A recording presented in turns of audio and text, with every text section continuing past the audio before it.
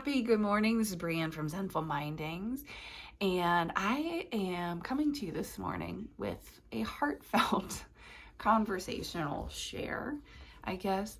Um,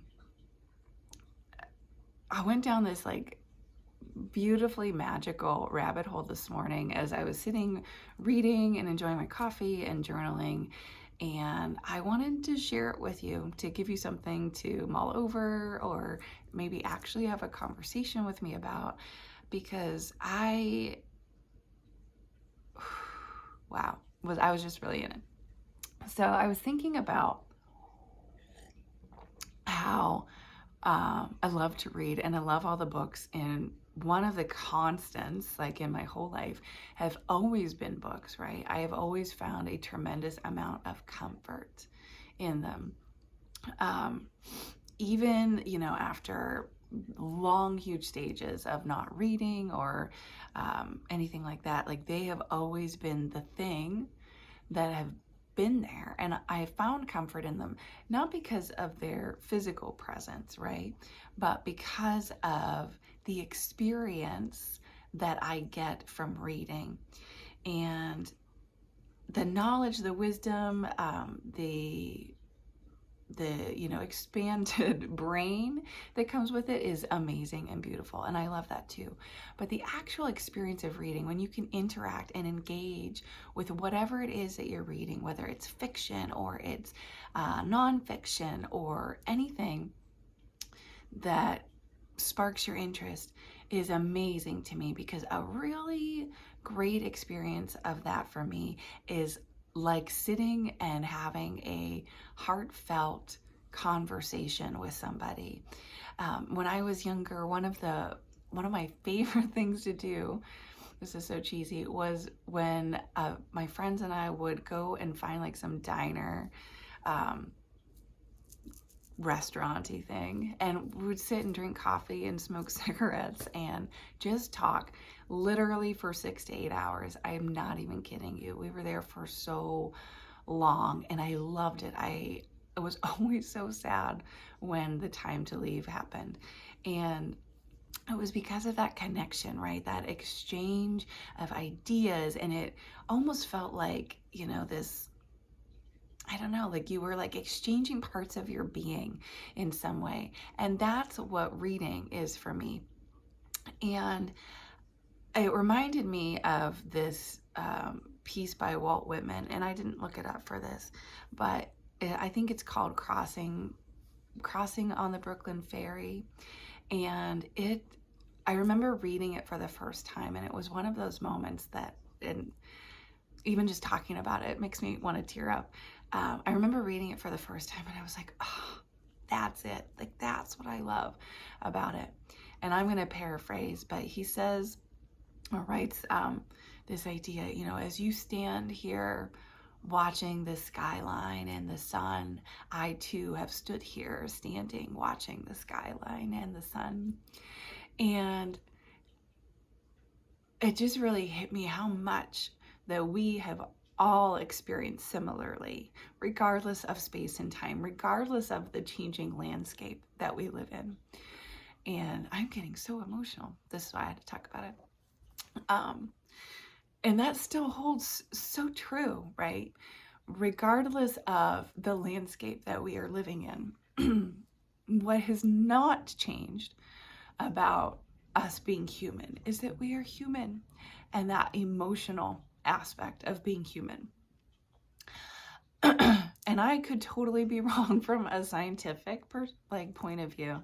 I am not an expert, but when I think about it and the experiences that I've had reading, right, because that's as close as I can gather to understanding an emotional experience of somebody from the deep past, that emotional part hasn't changed.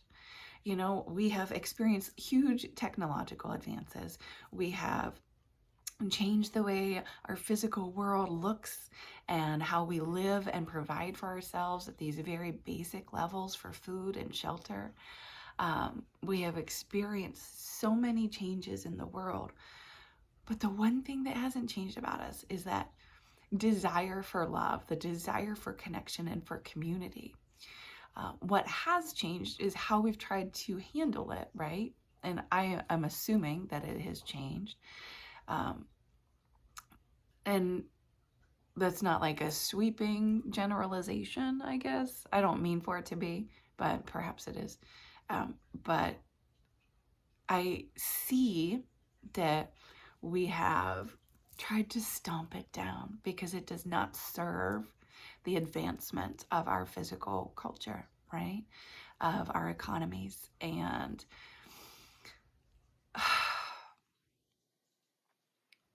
that's heavy stuff. And that's probably something for another time. But it still hasn't changed. It is still there, no matter how much we have tried to stifle it and silence it and shove it down deeper. That emotional part of us, it hasn't changed. It is still there.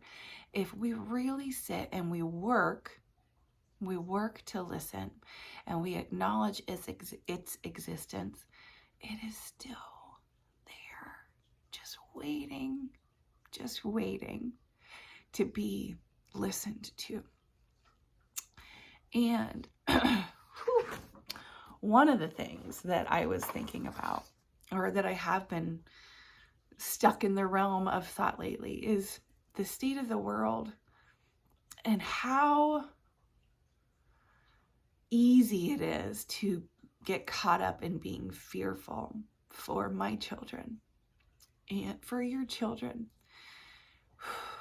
and how they might grow up when we are not here anymore, or how they might live when we are not here anymore.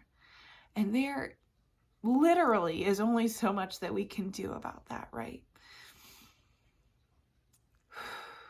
But one of the things that we can do is to teach them to listen and to honor that emotional space.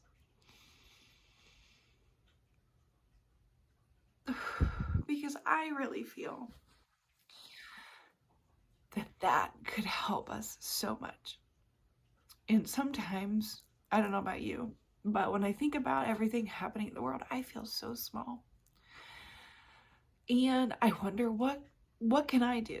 Like, what can I do to make this better for my children, for your children, for myself, and for more people? And I feel so small, and that's discouraging.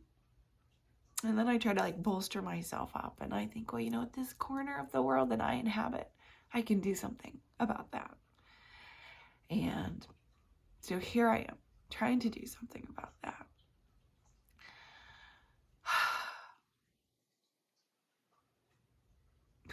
I got the crying under control. I think. So I'm going to end with this question, or this thought, I guess, is, can we listen? Can we slow down enough?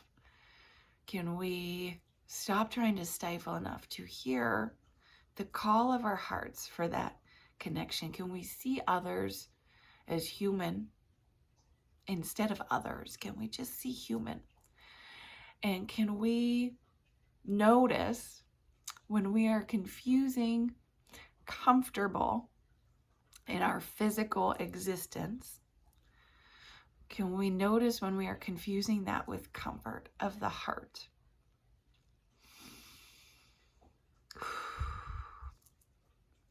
I'm going to stop here.